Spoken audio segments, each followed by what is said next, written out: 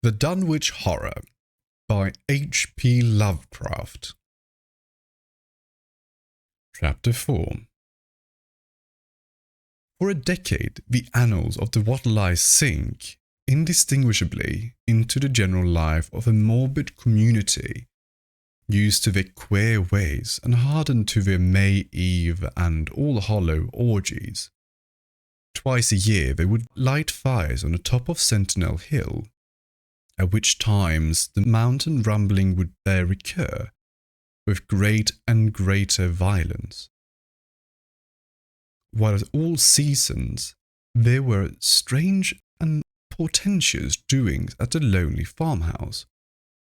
In the course of time, callers professed to hear sounds in the sealed upper story, even when all family were downstairs, and they wondered how swiftly or how lingeringly a cow or bullock was usually sacrificed. There was talk of a complaint to the Society for the Prevention of Cruelty to Animals. Nothing ever came of it, since Dunwich folk are never anxious to call the outside world's attention to themselves. About 1923, when Wilbur was a boy of 10, whose mind, voice, stature, and bearded face gave all the impressions of maturity, a second great siege of carpentry went on at the old house. It was all inside the sealed upper part, and from bits of discarded lumber, people concluded that the youth and his grandfather had knocked out all the partitions and even removed the attic floor, leaving only one vast open void between the ground story and the peaked roof. They had torn down the great central chimney, too, and fitted the rusty range with a flimsy outside tin stove pipe. In the spring, after this event, old Wattle noticed a growing number of whipplepoles that would come out of Cold Spring Glen to chirp under his window at night. He seemed to regard the circumstance as one of great significance, and told the loungers at Osborne's that he thought his time had almost come. "They whistle just in tune with me braving now," he said, "and I guess they're getting ready to catch me soul. They know it's a going about and don't calculate to miss it. You'll know, boys, after I'm gone, whether they get me or not. If they do, they'll keep up the singing and laughing till break o' day. If they don't, they'll kinder quiet down, loy. I expect 'em as all the hunts for have some pretty tough tussles sometimes." On Lammas night, 1924, Dr. Houghton of Aylesbury was hastily summoned by Wilbur Wattle, who had lashed his one remaining horse through the darkness and telephoned from Osborne's in the village. He found old Wattle in a very grave state, with a cardiac action and stertorous breathing that told of an end not far off. The shapeless albino daughter and oddly bearded grandson stood by the bedside, whilst from the vacant abyss overhead there came a disquieting suggestion of rhythmical surging or lapping, as of the waves on some level beach. The doctor, though, was chiefly disturbed by the chattering night birds outside, a seemingly limitless legion of whippoorwills that cried the endless message in repetitions timed diabolically to the wheezing gasps of the dying man. It was uncanny and unnatural. Too much for Dr. Houghton, like the whole of the region he had entered so reluctantly in response to the urgent call. Toward 1 o'clock, old Wattle gained consciousness and interrupted his wheezing to choke out a few words to his grandson. More space, Willie, more space soon. Jag grows, and that grows faster. I'll be ready to serve you soon.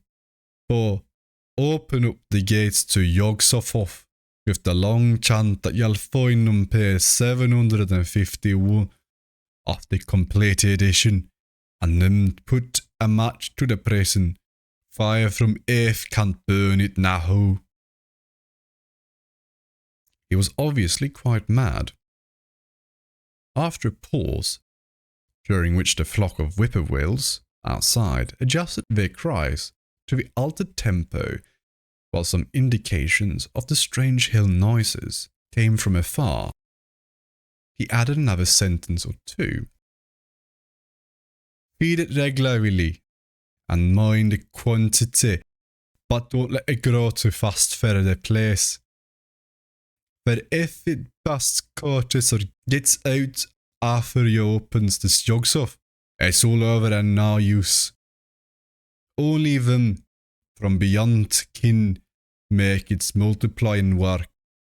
Only them, the old uns, as wants to come back.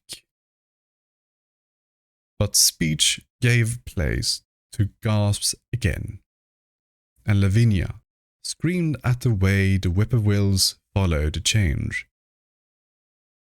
It was the same for more than an hour, when the final throaty rattle came. Dr. Houghton drew shrunken lids over glazing grey eyes as the tumult of birds faded imperceptibly to silence. Lavinia sobbed, but Wilbur only chuckled whilst the hill noises rumbled faintly. They didn't get him, he muttered in his heavy bass voice.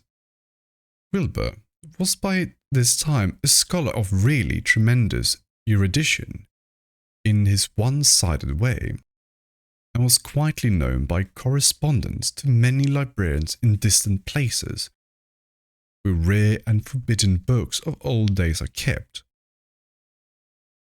He was more and more hated and dreaded around Dunwich because of certain youthful disappearances, which suspicion laid vaguely at his door, but was always able to silence inquiry through fear or through use of that fund of old-time gold, which still, as in his grandfather's time, went forth regularly and increasingly for cattle buying. He was now tremendously mature of aspect, and his height, having reached the normal adult limit, seemed inclined to wax beyond that figure. In 1925, when a scholarly correspondent from Miskatonic University called upon him one day and departed pale and puzzled, he was fully 6 3/4 feet tall. Through all the years, Wilbur had treated his half-deformed albino mother with a growing contempt, finally forbidding her to go to the hills with him on May Eve and Hallowmas. And in 1926, the poor creature complained to Mammy Bishop of being afraid of him. "There's more about him as I know than I can tell you, Mammy," she said. "And now there's more nor that what I know myself. I vow for God, I don't know what he wants, nor what he's trying to do." At Halloween, the hill noises sounded louder than ever, and the fire burned the sentinel hills, as usual. But people paid more attention to the rhythmical screaming of vast flocks of unnaturally belated whippoorwills, which seemed to be assembled near the unlighted Whately farmhouse. After midnight, their shrill notes burst into a kind of pandemonic cachinnation, which filled all the countryside, Not only until dawn did they finally quiet down. Then they vanished, hurrying southward, where they were fully a month overdue. What this meant, no one could quite be certain till later. None of the country folk seemed to have died. But poor Lavinia Wattleye, the twisted albino, was never seen again. In the summer of 1927, Wilbur repaired 2 sheds in the farmyard and began moving his books and effects out to them. Soon afterward, Earl Sawyer told the loungers at Osborne that more carpentry was going on in the Wattleye farmhouse. Wilbur was closing all the doors and windows on the ground floor and seemed to be taking out partitions, as he and his grandfather had done upstairs for years before. He was living in one of the sheds, and Sawyer thought he seemed unusually worried and tremulous. People generally suspect him of knowing something about his mother's disappearance, and very few ever approached his neighborhood now.